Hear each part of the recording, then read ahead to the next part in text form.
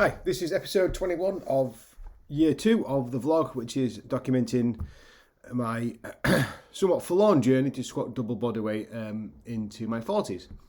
So last week I talked a little bit more about kind of my mindset and how that's changed and how other kind of high order things, if you like, have influenced how I maybe approach things. But again, this week I'm going to get back into a bit more of the nuts and bolts of some data and some training stuff. Generally speaking, I've been pretty happy with how things have gone over the last couple of weeks. Over the last kind of 5 to 6 weeks, to be honest, it's been the most or as consistent as I've ever been with training. A combination of things that are helping with that, but it's all part of the same mix, really. So better sleep. I've tried to, I'm going to say eat better. And not as much about the calories in, calories out. Although I am concerned about the volume of food, that's an issue. But looking at kind of more looking after my gut health kind of approach. So back on intermittent fasting. So I've been doing that probably 5 out of 7 days since, for the whole of January really. So that for me I think is really helping a lot. But that's easily done, or more easily done when you're getting better sleep. So you're not as tired during the day and you're a bit more able to fight off those hunger pangs. But anyway, that's another issue for another day. So back into training. A couple of weeks ago I spoke about my adaptation of the 1x20 system to getting stronger.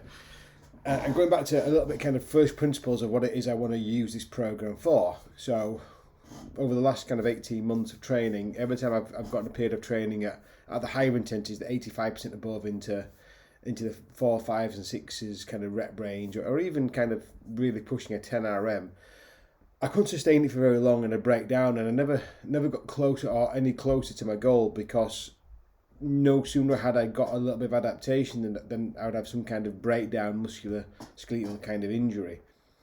So that led me to kind of think about giving the 1x20 approach a go, and other things have got in the way of it, not injury, general life instances, and I've talked about those in previous weeks.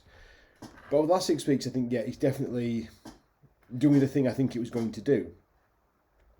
But I started to look back a little bit about a previous velocity data, and what I realised was that, yes, I was completing, the rule is in 1x20, if you do 3 consecutive sessions of as load, you move up a level. And I look back at instances where I've done that in the past, and what happened was the average velocity for each of those incremental weights just kept going down, down, down. I was doing the reps, but the velocity was going down. Well, naturally it's going to do, the weight goes up, your velocity goes down. That's obvious. But it wasn't telling me that I was actually getting any stronger.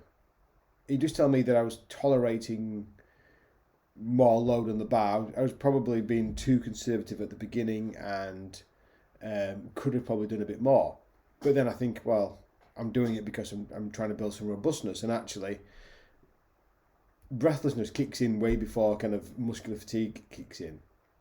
So I was okay with starting conservative, fitting with why I was using what I was doing. But if my velocities aren't going up at any point and I'm just adding more load and I'm getting slower, where's the adaptation taking place? Where's me getting stronger? And eventually we got a point where I just hit a point where I couldn't do it anymore. And I think that would have then led me back to where I was at the beginning, where I'd have done a 20 RM that would break me rather than doing a 5 or a 10. So this time round I've gone, right, let's apply a little bit of auto-regulation, a bit of velocity-based training, a bit of practicality to this. So what I've said is that below 100 kilos I've set a benchmark of 0.65 meters per second for the set average, which is pretty fast for a set. That means there'll be some really fast reps at the beginning and some less fast reps at the end. But the average will be at 0.66. That's a very fast set, and I don't profess to say that's going to be the velocity I'll get to for every single increment I use this for. But at the beginning, certainly the lighter loads, that's definitely where I think I'm going to get some benefit from. So what I've done is, no matter how many sets or consecutive sessions I get, until I've got past that threshold, I'm not going to move up a level. So I'm going to make sure that I have some adaptation in place to progress. Now, adaptation is a non-linear thing. It doesn't kind of go in a nice straight upline curve. So what might happen is that I might see a big kind of spurt of adaptation where I can cover 3 sessions and I can move up because it just bang bang bang bang. The velocity is just flying up in a particular week for whatever adaptation reason that happens.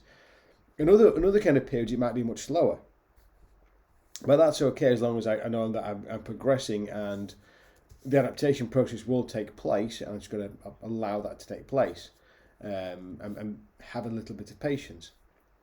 So that's the kind of plan. So this is kind of where I sit with that data as we speak.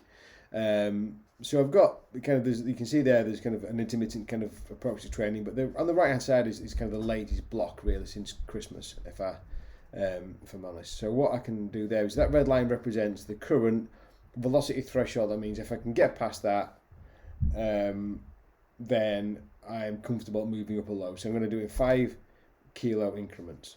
So what's been quite pronounced here is that actually I was really fast. It's the fastest I'd ever squatted 80 kilos. It got 0.67 meters per second in some reps at 0.8 meters per second. So I felt really good doing that. I felt I've actually got some progression. But I've actually seen quite a pronounced drop off with a 5 kilo increase.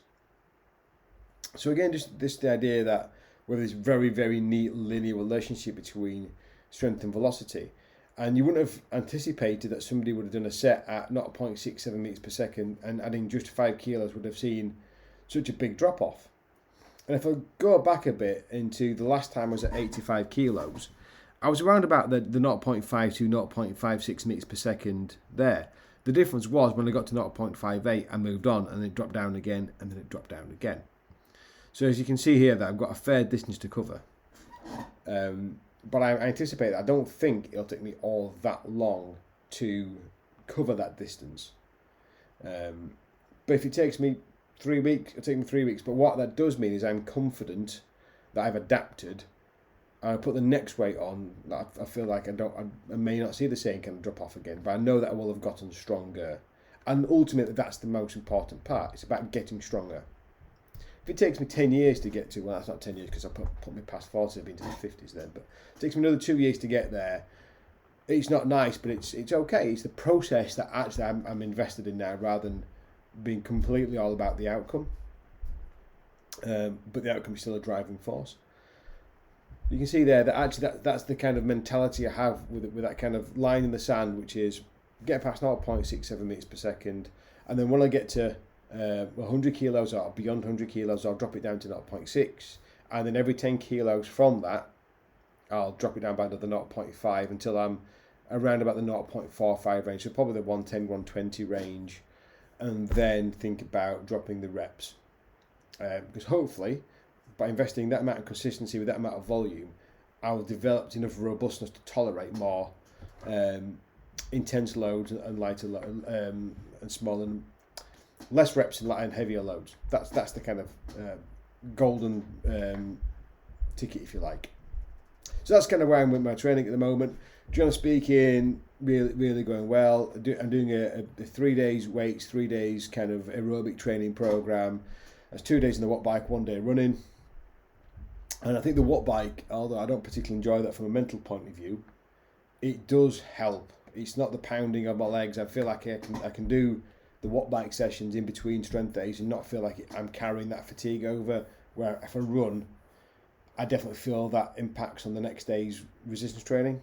So I think that's a really nice kind of format. That might change as my running improves, and I'm hoping that the 2 watt bike sessions a week will have a start to bleed into the 1 run a week. But again, I don't think 1 run a week will have a massive impact on running times over the next month. But it'll just chip away a little bit, and but against the investment in the aerobic capacity training, that's more important than actually my overall running time.